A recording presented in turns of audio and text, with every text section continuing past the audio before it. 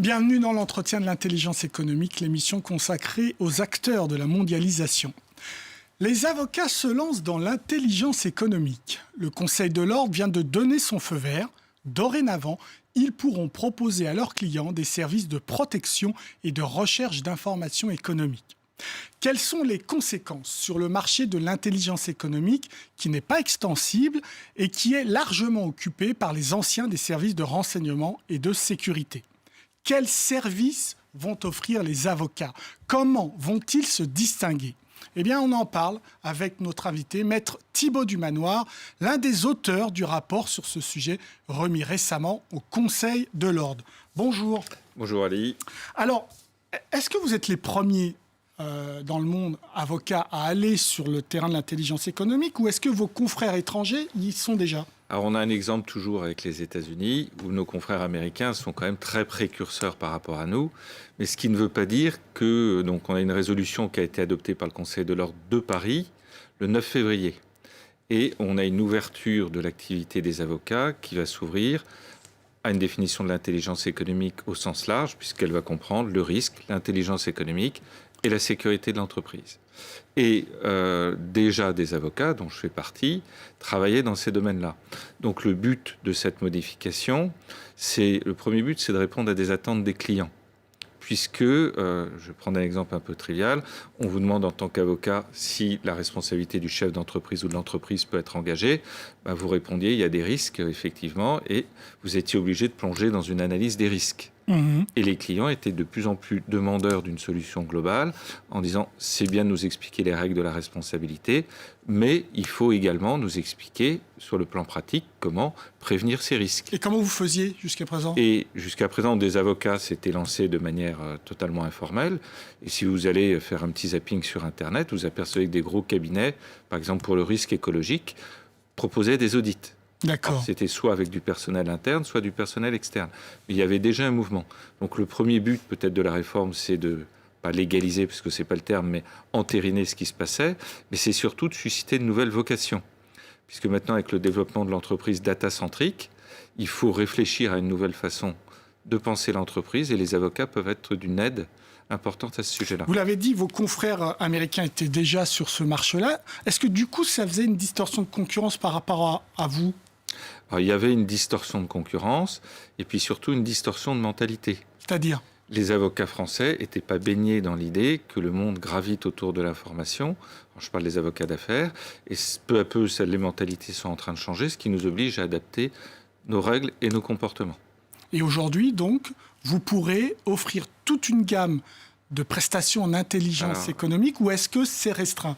Alors, on pourra offrir une gamme de prestations dans l'intelligence économique, mais dans le prolongement de nos missions traditionnelles d'avocat. C'est-à-dire? C'est-à-dire quelqu'un, pour prendre la recherche d'informations, viendrait nous voir en disant « j'ai besoin simplement d'informations ». À mon sens, on verra comment peut évoluer le Conseil de l'ordre, ça ne rentre pas dans notre mission. Par contre, à l'occasion de la rédaction d'un contrat, d'un traité de fusion, du rapprochement de deux entreprises, on s'interroge sur la pertinence d'un partenaire. Dans ce cas-là, l'avocat, dans le prolongement de sa mission juridique, de la mise en forme d'accord, peut dire « tiens, il est peut-être nécessaire de collecter des informations qui peuvent être sur le partenaire, le co-contractant ou des informations de marché ou autres. » Est-ce que c'est vous qui allez les collecter, ces informations, ou est-ce que vous allez faire appel à un prestataire de services de société d'intelligence? Alors, je pense qu'on rencontrera les deux cas de figure. Vous aurez des cabinets qui sont suffisamment importants et qui intégreront dans leur effectif des détectives ou des... Alors, pas des détectives ou des agents privés de recherche, mais des personnes qui seront spécialisées dans la gestion de l'information et la recherche d'informations, que ce soit en milieu ouvert ou moins ouvert. Puis il y a d'autres cabinets qui feront appel à des sous-traitants. Alors, on s'est posé la question avec le Conseil de l'ordre de se dire mais à quel type de sous-traitant peut-on avoir affaire? Et notre grande problématique, qui est en même temps notre atout, c'est qu'on a un secret professionnel extrêmement fort. Donc? Et comme on a un secret professionnel fort, est-ce que j'ai le droit de m'ouvrir même à un sous-traitant des secrets de mon client pour les besoins de sa mission? D'accord. Et dans la résolution adoptée par le Conseil de l'ordre, on insiste particulièrement sur la vigilance à accorder dans les partenaires avec lesquels on peut travailler, que ce soit des salariés, donc non-avocats, ou éventuellement des partenaires externes. Alors, vous, Thibaut Dumanoir, vous êtes un ancien de l'intelligence économique. Vous êtes l'un des rares. Il n'y a pas énormément d'avocats qui travaillent sur cette question. Pourquoi, d'après vous, ce dossier arrive seulement aujourd'hui, quasiment 22 ans après la création de l'intelligence économique en France? Alors, il y a la conjonction d'un certain nombre de facteurs. Alors, il y a d'abord des facteurs humains.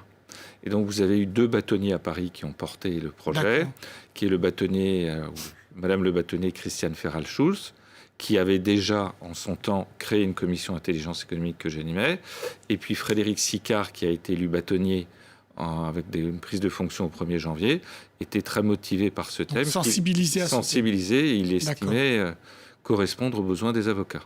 C'est un nouveau marché pour vous?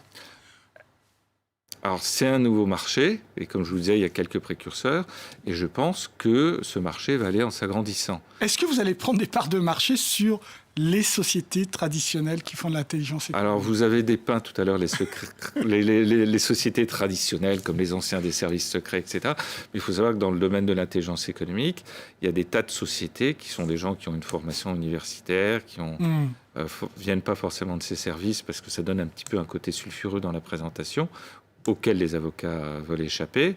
Et dans tout ce qui est analyse de l'information, besoin d'information, les avocats interviendront, mais je ne pense pas qu'ils soient concurrents des sociétés actuelles, parce qu'ils vont créer un nouveau marché, puisque c'est des nouveaux besoins émergents. Alors, dans ce marché de la recherche de l'information, il y a la due diligence quand une entreprise veut acheter une autre entreprise, elle veut vérifier que cette entreprise est à peu près propre. Ça, on peut le faire évidemment depuis son bureau et analyser toute l'information ouverte. Est-ce que dans votre proposition aujourd'hui, ça veut dire que l'avocat va faire du terrain? C'est-à-dire qu'il va aller concrètement sur le terrain rechercher de l'information? Alors, l'avocat, tel que c'est libellé, donne des conseils. D'accord. Il ne va pas prendre son bâton de pèlerin, se mettre en filature, enfin tout ce qu'on peut voir avec une image un peu triviale de l'intelligence économique. Donc c'est une activité purement intellectuelle et c'est, on va dire, de l'intelligence économique plutôt en chambre que sur la recherche d'informations dans les formes que je viens d'évoquer. Donc vous refuserez d'aller sur de l'information un peu grise que certaines sociétés d'intelligence économique vont chercher? Voilà. Je pense que la force des avocats dans ce secteur d'activité, c'est justement leur déontologie. Vous allez amener de l'éthique et de la déontologie. Et la volonté, c'est d'amener de l'éthique, de la déontologie, auquel on est formé dès les bancs de l'école d'avocats, avec notamment ce que j'évoquais tout à l'heure, c'est le respect du secret, qui est extrêmement fort, et également dans les méthodes d'acquisition de l'information, ne pas faire n'importe quoi. Et on a des exemples que vous avez dû évoquer ou vous connaissez sur des dérives d'acquisition qui ne seront pas le fait d'avocats, je l'espère. Alors donc, on a officiellement ouvert un marché supplémentaire aux avocats. Sont-ils pour autant formés à cette nouvelle activité? Alors, pour le moment, il n'y a pas de formation interne au niveau des avocats et du barreau de Paris. Mais vous savez que les avocats, on doit suivre 2 formations, la formation initiale classique et la formation continue. On a une obligation de 20 heures de formation par an. D'accord. Pas énorme, mais c'est déjà ça.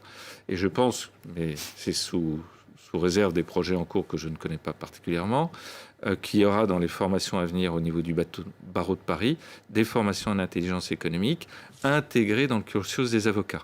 Ça, c'est une suggestion personnelle. Donc formation initiale, on va le faire. Et formation continue. Et formation continue. Voilà. On va le faire. Je pense que le bâtonnier sera amené à le faire. D'accord. Je ne parle pas en son nom. D'accord.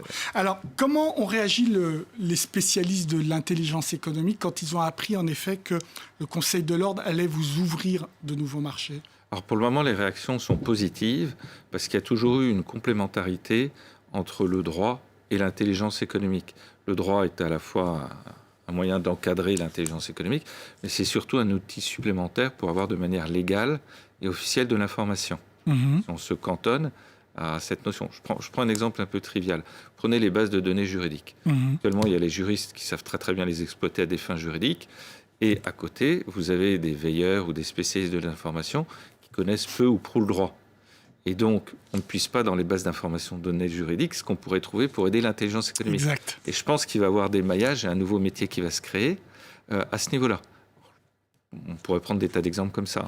Est-ce que votre réflexion peut s'élargir à l'ensemble des avocats francophones? Est-ce qu'il y a une organisation qui peut porter ça et que cette initiative ne reste pas uniquement une initiative franco-française? Alors, je pense qu'il y a plusieurs étapes à franchir. Donc, pour le moment, le barreau de Paris a pris position. Et au niveau de la France entière, les barreaux, alors le terme chapeauté n'est pas inexact, mais ça donne l'esprit. Vous avez le Conseil national des barreaux, qui avait créé une commission intelligence économique qui travaille aussi sur ces thèmes-là. D'accord. Donc, je pense qu'après, ça va se répandre, ou du moins je l'espère, à toute la France. Et une fois la France convaincue dans tous les barreaux de ce thème-là, ça se répandra, je pense, dans les barreaux francophones. Et on a beaucoup de contacts avec les barreaux francophones, notamment de nos confrères africains, que ce soit Maghreb ou Sub-Sahel. Et je pense que ça évoluera très vite, parce que vous voyez, de la part de ces pays-là, des demandes de formation en intelligence économique qui sont très nombreuses. Il n'y a pas de raison qu'une profession comme la profession d'avocat échappe à cet engouement pour l'intelligence économique. Merci beaucoup, Maître Thibaut Dumanoir, pour ces réponses. L'entretien est terminé, mais comme d'habitude, vous pouvez le retrouver sur france24.com. En attendant, restez avec nous, car l'information continue sur France 24. Au revoir.